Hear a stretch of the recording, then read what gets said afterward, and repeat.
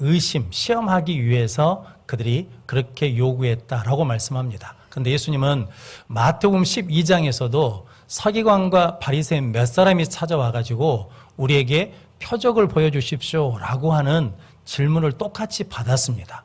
그때나 지금이나 똑같이 악하고 음란한 세대가 표적을 원하나 요나의 표적밖에는 보여줄 것이 없다.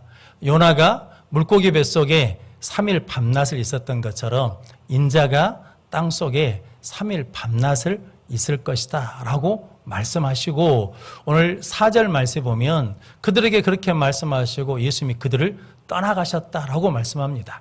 표적을 보여주지 않고 그냥 말씀만 하고 가셨다라는 거거든요.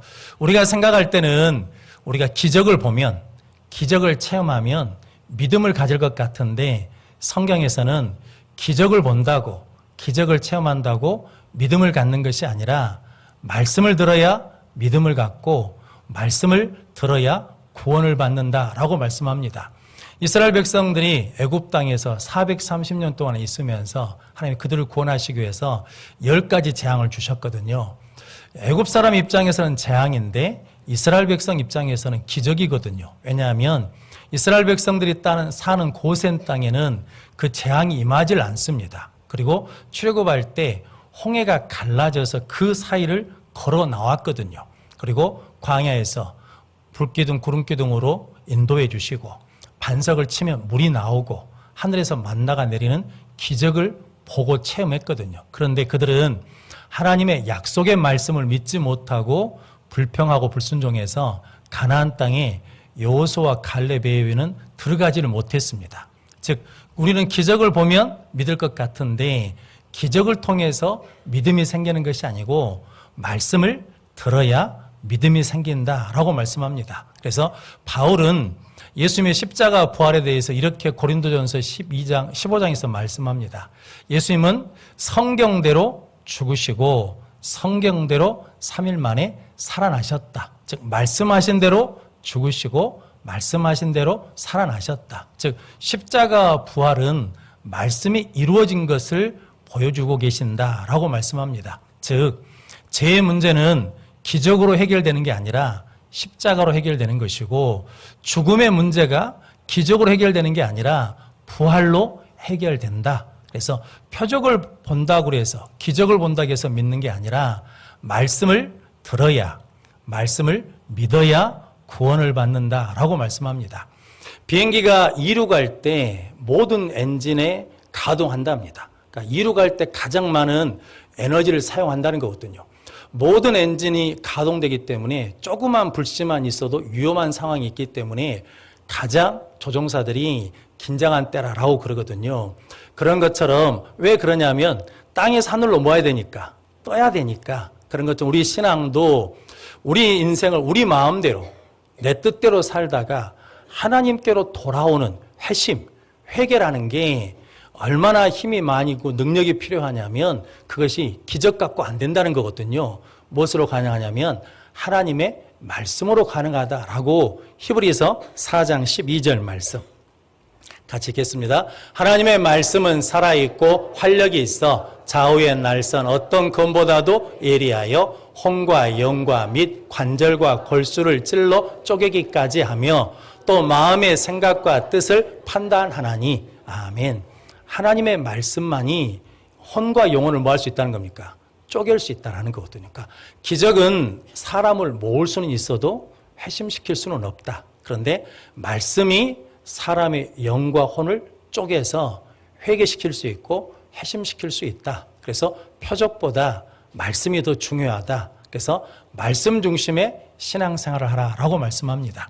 누가복음 16장에 보면 거지 나사로와 부자 이야기가 있거든요. 그런데 거지 나사로도 죽고 부자도 죽습니다. 부자는 죽어서 어디 가냐면 지옥에 갑니다. 그런데 나사로는 아브라함의 품에 있거든요. 지옥에서 뜨거운 불에서 고생하는 부자가 보니까 아브라함 품에 나사로가 있으니까 아브라함에게 이렇게 말합니다. 아버지 아브라함이여, 나를 불쌍히 여기셔서 나사로를 보내서 새끼손가락에 물 한 방울 찍어 달라는 거거든요. 내가 여기서 심히 고생한다는 거죠. 그때 아브라함이 말하기를 여기서 거기로 건너갈 수가 없고 거기서 여기로 건너오지 못하도록 큰 구렁텅이가 있다라는 거죠. 그러면 아브라함이요, 우리 집에 형제 5이 있으니까 나사로를 우리 집에 보내달라는 거죠. 그래서 형제들이 이곳에 지옥에 오지 않도록 말해달라는 거거든요. 그때 누가복음 16장 30절 말씀, 누가복음 16장 30절 말씀 같이 읽겠습니다. 이르되 그렇지 아니하느니라. 아버지 아브라함이여, 만일 죽은 자에게서 그들에게 가는 자가 있으면 회개하리이다. 이르되 모세와 선지자들에게 듣지 아니하면 비록 죽은 자 가운데서 살아나는 자가 있을지라도 권함을 받지 아니하리라 하였다 하시니라. 아멘. 사람이 죽었다 살아나면 얼마나 큰 기적입니까? 근데 그 사람이 가서 전하면 회개할 거라는 거죠. 그런데 성경은 뭐라고 말씀하냐면 그렇지 않다는 거죠. 모세와 선지자의 글을 듣지 않으면, 말씀을 듣지 않으면, 말씀을 믿지 않으면 죽은 자가 살아서 가도 권함을 받지 않는다라는 거거든요. 성도 여러분, 저 여러분들은 기적을 쫓아가는 것이 아니라 말씀 중심으로 말씀을 붙들고 말씀에 순종하며 살아가는 우리 모든 성도들 되시기를 바랍니다. 그래서 우리에게는 뭐가 오냐면 말씀을 듣지 못한 기갈이 온다는 거거든요. 그래서 말씀을 듣지 못하면 사람이 피폐해지고 쓰러진다라고 말씀합니다. 그런데 에스겔 골짜기의 마른 뼈들도 마른 뼈들아 여호와의 말씀을 들을지어다라고 하나님의 말씀이 대언되니까 마른 뼈들이 살아났습니다. 예수님도 죽은 자들이 하나님의 아들의 음성을 들을 때가 오나니 듣는 자는 다 살아나리라 라고 말씀합니다. 그러니까 성경은 무엇을 들어야 믿음이 생긴다는 겁니까?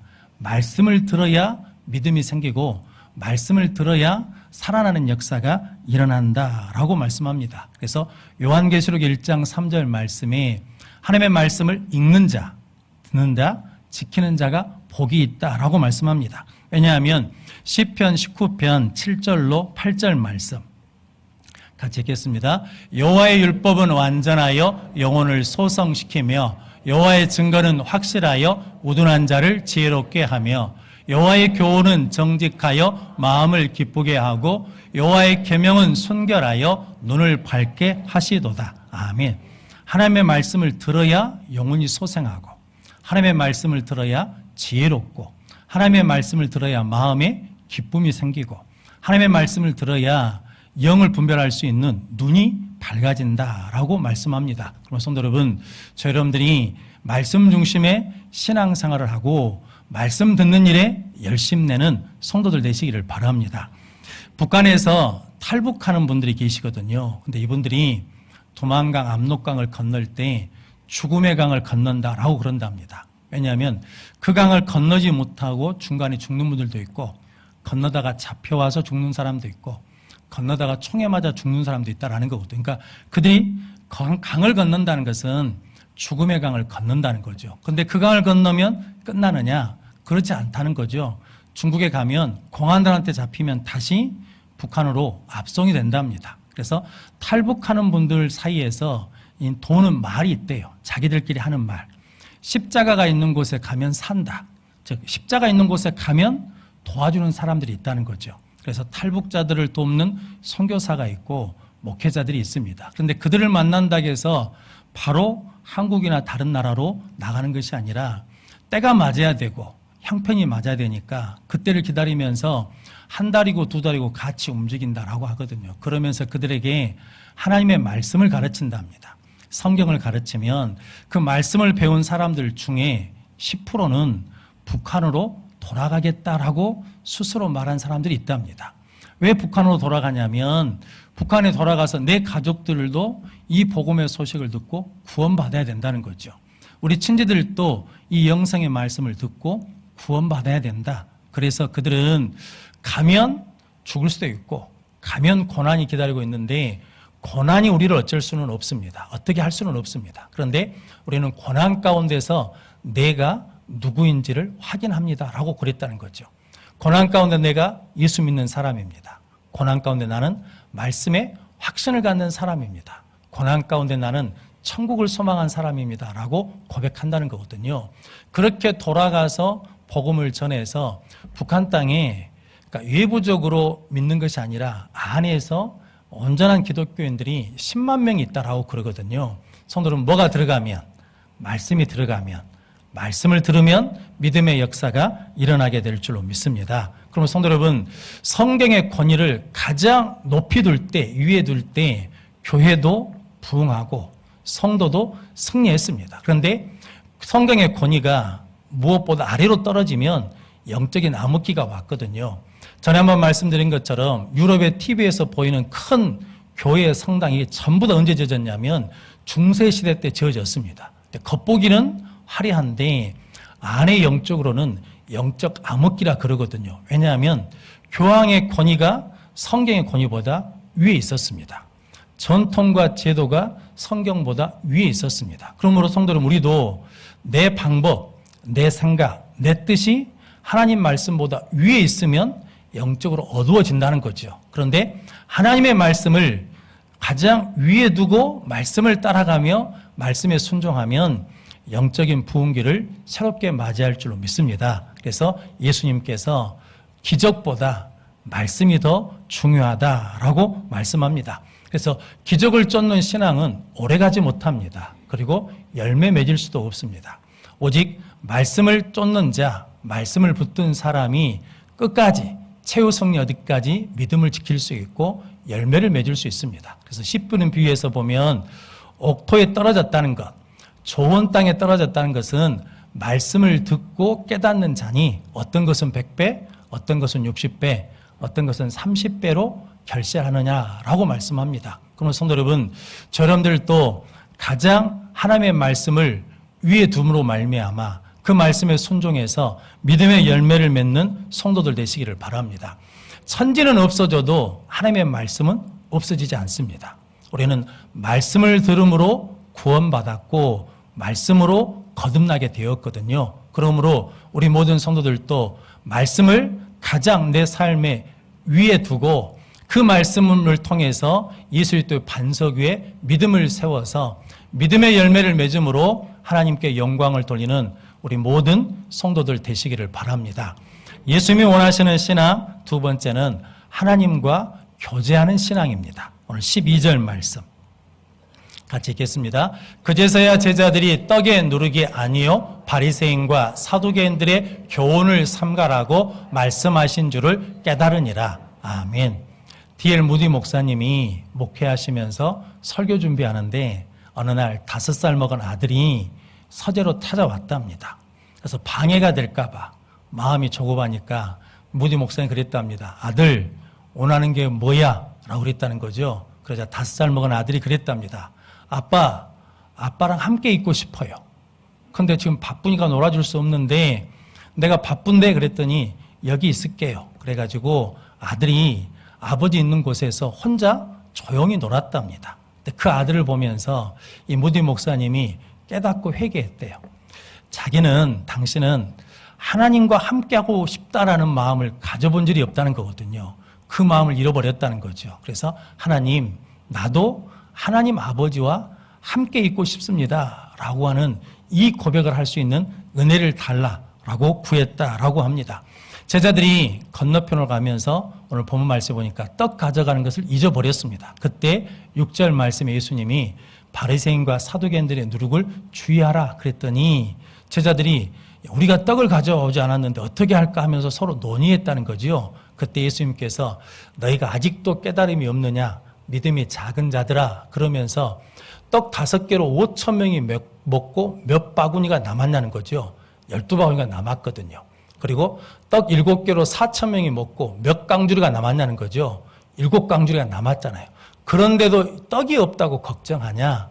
내가 떡에 관한 누룩이 아닌 것을 알지 못하느냐? 그러면서 다시 말씀하거든요. 바리새인과 사두개인들의 누룩을 주의하라 라고 그랬더니 12절 말씀에 그제서야 제자들이 떡의 누룩이 아니라 바리새인과 사두개인들의 교훈인 것을 깨달았다라고 말씀합니다.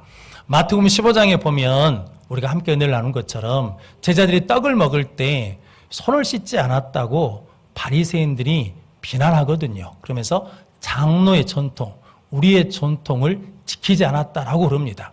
그 말씀을 들은 예수님이 너희는 너희 전통으로 하나님의 계명을 폐한다. 즉 전통을 지키겠다고 하나님을 대적한다는 거거든요. 그리고 너희는 사람의 교훈으로 가르침을 받아 하나님을 헛되이 경배한다라고 말씀하셨습니다. 즉 바리새인과 서기관들은 말씀보다 전통을 더 중시하므로 하나님의 뜻이 무엇인지, 하나님의 마음이 어떤 것인지를 알지 못한다는 거죠. 즉 다른 말로 하자 그러면 하나님과 교통이 없어요. 하나님과 교제하지 않는다는 거죠. 그래서 예수님께서 바리새인과 사두개인들의 누룩을 주의하라는 것은 너희도 신앙생활하면서 하나님과 교통이 막히지 않도록, 하나님과 교제하는 것을 잊어버리지 않도록 조심해야 된다. 즉 예수님이 원하시는 신앙은 뭐냐면 하나님과 교통하는 것, 하나님과 교제하는 것, 하나님과 친밀한 것을 원하신다라는 거거든요. 하나님이 천지를 창조하시고 에덴 동산을 만드셨습니다. 그리고 사람을 만드셔서 에덴 동산에 두셨거든요. 그때는 죄가 없으니까 하나님과 아담이 가까웠습니다.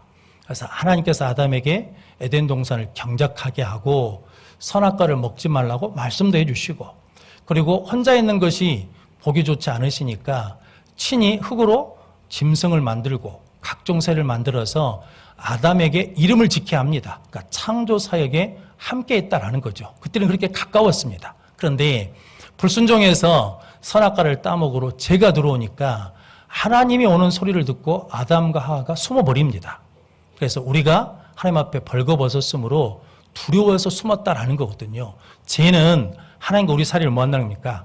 갈라놓는다라는 거거든요. 그래서 이사야 59장 1절 2절 말씀에 하나님의 손이 짧아서 구원치 못한 것이 아니고 하나님의 귀가 둔해서 듣지 못한 것이 아니라 너희 죄가 하나님과 너희 사이를 갈라놨다는 거죠. 너희 죄가 하나님의 얼굴을 가리어서 듣지 못하게 하신다라고 말씀하거든요. 이렇게 하나님과 우리가 갈라졌는데 하나님께서 만날 수 있는 은혜를 주셨거든요. 그래서 시내산에서 모세에게 십계명을 주시고 또 무엇을 주셨다고 그랬습니까? 성막을 주셨다라는 거죠.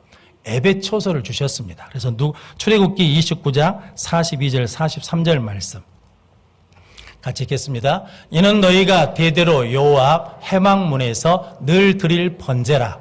내가 거기서 너희와 만나고 내게 말하리라.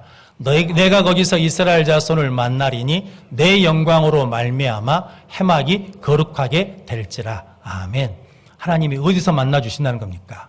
회막에서 번제 드릴 때 만나 주시고, 그리고 속죄소에서 제사장들이 제사 드릴 때 하나님이 거기서 만나 주시겠다라고 말씀하거든요. 그럼 성도 여러분, 여러분들이 예배 드리러 온 것은 누구를 만나러 온 겁니까? 하나님을 만나러 온 거거든요. 그래서 하나님, 오늘 예배 가운데 하나님을 만날 수 있도록 하나님께 집중하게 해주십시오. 하나님 만나는 것을 방해하는 모든 것들을 뭐 해달라고? 물리쳐 달라고. 그래서 예배 드릴 때 조심은 안 돼요. 예배 드릴 때 가스불을 켰는지 안 켰는지 걱정하시면 안 돼요. 성도 여러분, 예배 때는 오직 하나님만 바라보고 하나님을 만나는 복된 성도들 되시기를 바랍니다. 야곱은 베델에서 하늘이 열리는 은혜를 누렸거든요. 하나님과 교제하고 하나님께 제단을 쌓습니다.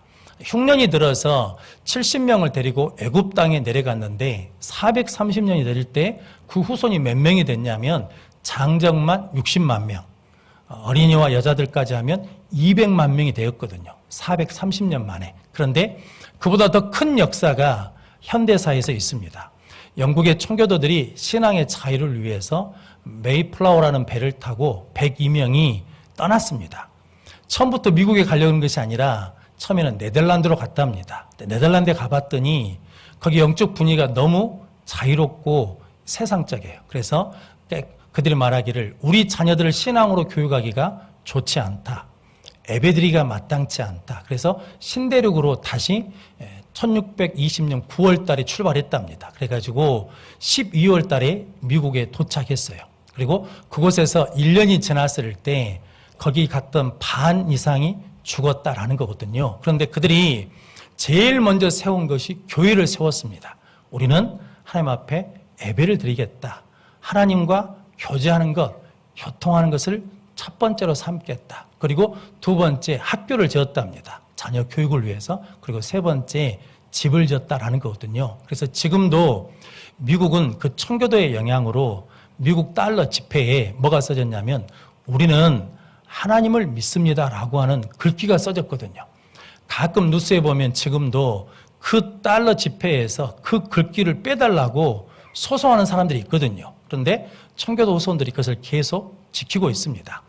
작년이 2022년이 그 청교도 후손들이 미국 땅에 온 지 402년이 됐답니다. 그래서 청교도 후손이 몇 명인가를 조사해 봤더니 3,500만 명이 후손이 있다라는 거거든요. 그러니까 실은 야곱보다 더 큰 후손을 갖게 됐다라는 거거든요. 그래서 청교도들이 미국의 주인이 됐다는 거죠.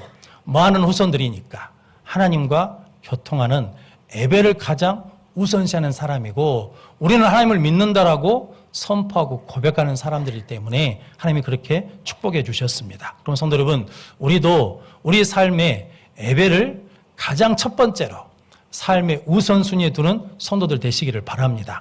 또한 출애굽기 29장 46절 말씀 같이 읽겠습니다. 그들은 내가 그들의 하나님 여호와라서 그들 중에 거하려고 그들을 애굽 땅에서 인도하여 낸 줄 알리라. 나는 그들의 하나님 여호와니라. 아멘. 하나님이 이스라엘 백성을 애굽 땅에서 건져낸 것은 하나님이 그들과 뭐 하시기 위해서?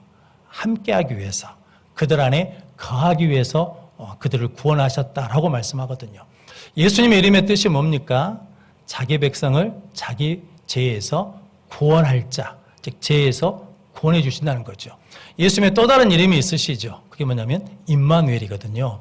하나님 우리와 함께 하신다. 그러니까 예수님이 우리 죄를 십자가에 감당하시고 죽으시고 부활하신 것은 우리를 죄에서 건지셔서 우리와 뭐 하시기 위해서? 함께 하시기 위해서 우리를 건져주셨다라고 말씀하거든요. 그래서 히브리서 10장 19절 20절 말씀 같이 읽겠습니다. 그러므로 형제들아 우리가 예수의 피를 힘입어 성소에 들어갈 담력을 얻었나니 그 길은 우리를 위하여 휘장 가운데로 열어놓으신 새로운 살 길이요 휘장은 곧 그의 육체니라. 아멘. 예수님이 십자가 달려 죽으실 때 성소에 있는 휘장 위에서 아래로 찢어졌거든요. 그것은 뭐냐면 예수님이 우리에게 하나님께 나갈 수 있는 무엇을 열어주셨다는 겁니까? 살 길을 열어주셨다. 하나님과 교통할 수 있는 길을, 교제할 수 있는 길을 열어주셨다는 거죠. 그래서 예수님께서 나는 길이요 진리요 생명이니 나로 말미암지 않고는 아버지께로 올 자가 없느니라. 그러니까 예수님을 믿으면 누구나 다 누구에게 갈 수 있다는 거예요. 하나님께 나갈 수 있다. 은혜의 보좌 앞에 담대히 나갈 수 있다. 그럼 성도 여러분, 특별한 사람만 하나님과 교통하는 게 아닙니다. 예수를 믿고 하나님의 자녀가 된 우리 모두는 하나님과 교통하는 하늘이 열린 줄로 믿습니다. 하나님과 교제하는 믿음의 성도들 되시기를 바랍니다. 그래서 조지 뮬러 목사님이 5만 번 기도 응답을 받았다고 그러시는데 그분이 매일 기도에다 일기에다 쓰는 기록이 있답니다. 고백이 있는데 그게 뭐냐면 내가 오늘 해야 될 가장 으뜸되는 일은 하나님과 교제하는 일이다. 내가 봉사하고 내가 전도하고 다른 사람의 믿음을 도와주는 일보다 내가 먼저 하나님 앞에 서서 하나님과 교제하면서 하나님으로부터 은혜를 받고 힘을 받고 능력을 공급받아야 된다는 거죠. 그런데 새벽에 일어나서 기도하는데 그 은혜가 없으면 15분이고 1시간이고 엎드려서 기도하고 말씀을 묵상하셨다라고 합니다. 그러면 성도 여러분, 그러면서 고백하기를 내가 만약에 하나님과 교제하는 것 없이 사역을 하면 내 사역이 잘못될 수도 있다. 잘못된 방향으로 갈 수 있다. 즉 예배를 드려야 하나님의 선하시고 기뻐하시고 온전한 뜻이 무엇인지 분별할 수 있다는 거죠. 하나님과 교제해야 하나님의 뜻을 아는 은혜를 누리게 된다라고 말씀합니다. 그래서 다윗은 사울에게 도망치면서 자기 감정대로, 자기 기분대로, 자기 환경대로 살지 않고 무엇으로 살았다는 겁니까?